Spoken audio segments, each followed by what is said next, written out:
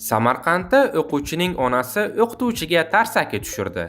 Samarqand viloyatidagi maktablardan birida o'quvchining onasi o'qituvchining yuziga tarsaki tushirdi.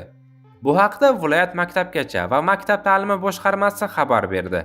Ma'lumotlarga ko'ra, voqea joriy yilning 17-mart kuni soat 10:47 larda Kattaqo'rg'on tumanidagi 93-maktabda sodir bo'lgan.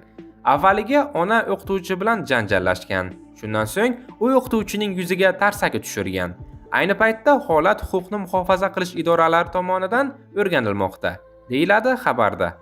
Eslatib o'tamiz, avvalroq Sirdaryoda ayol o'quvchilarning ko'z o'ngida o'qituvchini kaltaklagandi.